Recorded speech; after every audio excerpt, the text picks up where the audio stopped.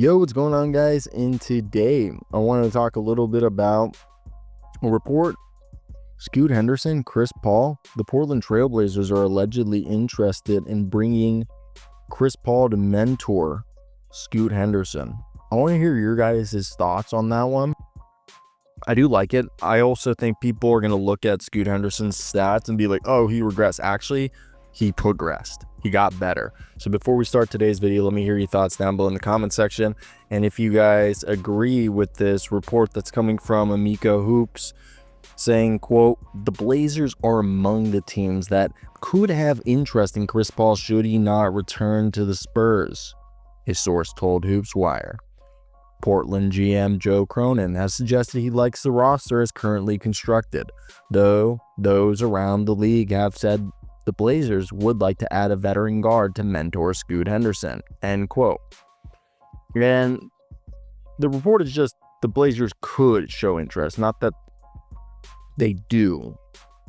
So if you guys haven't followed this season, Scoot went from being a 14-point per game scorer to like 12, averaged 5 assists in 26 minutes a night. That was with 2.7 turnovers, giving him a 1.9 assist to turnover ratio.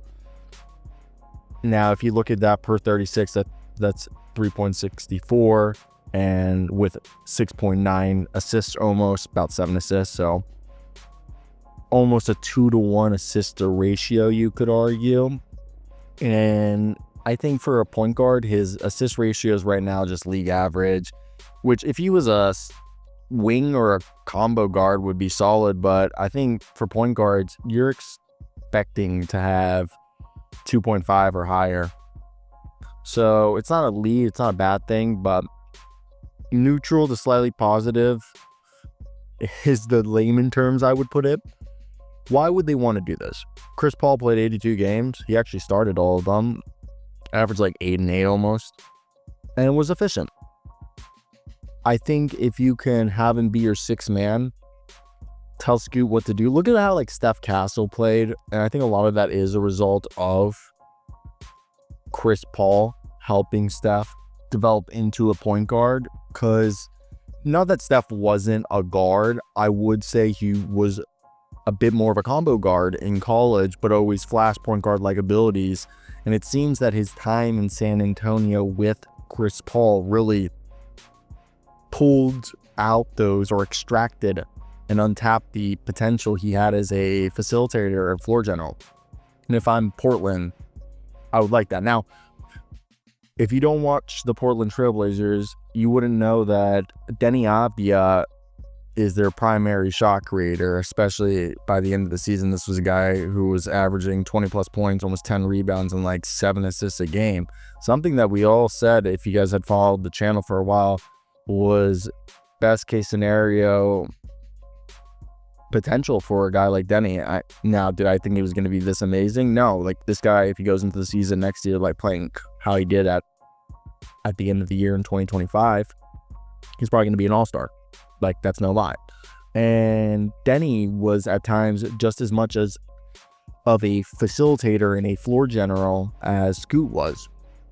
And I think Chauncey Billups is going to probably bring in some more horn sets and pistol actions to play off of that, especially because the team can kill in transition, and having Chris Paul then allows you to also teach Scoot to play off ball a bit better, because Chris can play off the ball as he's an efficient shooter, but Scoot, if he can play off ball a bit more, and Chris Paul went from being a hyper athletic point guard to a below the rim guy, and that was as a result of just aging well.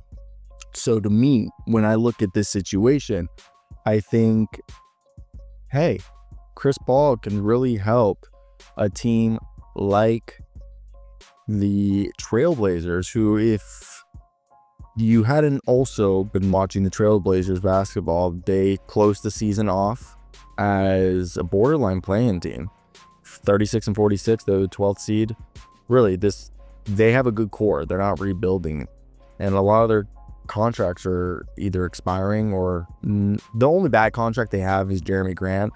And from what I've been told, is it seems like Anthony Simons is going to stick around.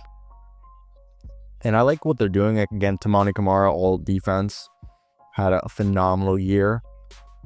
For them to look at this core and think, okay, if we can bring in, no offense, a guy to alleviate or to replace the Delano Banton minutes, who was kind of their reserve guard, playing in 67 games, 7 starts, almost 17 minutes a night. He wasn't bad. He's just kind of a big combo guard who can create for others, but he's gonna always look for his shot first. Matisse Thybulle's a great defender, but he's more of a swing man. So they don't really have. And Ryan Rupa is another point wing forward, but not a true facilitator. So bringing Chris Paul, and again, Anthony Simons is another undersized combo guard with point guard like skills, but not a true floor general. Giving Chris Paul would give you a guy to help alleviate those Scoot Henderson or Denny Avdia minutes, or even allow those guys to play off ball and hunt for their shots more. Now, if you look at the team's rank in terms of assists per game, they were 27th. They were one of the worst passing teams in the league. So to me, I think it's a telltale sign of why they need a guy like Chris Paul to make the ball not stop.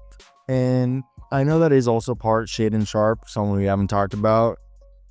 I'm not going to sit here and say Shaedon Sharpe is a ball stopper, but 2.8 assists, and I know people will be like, that's 3 assists a night, Cyro, but a lot of that times just kind of a bailout situations or a quick transition. It's pretty easy to get a couple assists a game, especially if you have the ball in your hand a lot.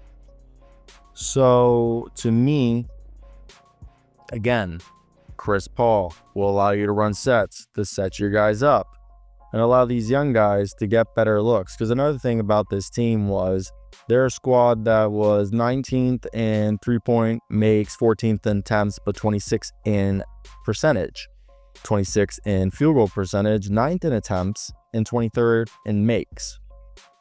You're kind of getting an idea of where I'm going to go with that. Having a facilitator like Chris Paul, especially him to run the second unit and even at times help set the tone, the pace, as well as mentor Scoot Henderson to do similar things, will allow them to have more efficient looks, because they'll run plays or just have guys who can see the floor and set up opportunities for others. Not only that, create for others and allow guys to develop, because they'll be able to play off ball and develop skills that they maybe haven't quite as mastered because they haven't gotten in-game reps. Plus, as we've seen, I think Chris Paul is shown to be a really good coach for a 40-year-old point guard. So let me hear your thoughts, Blazers fans. Do you guys agree or not?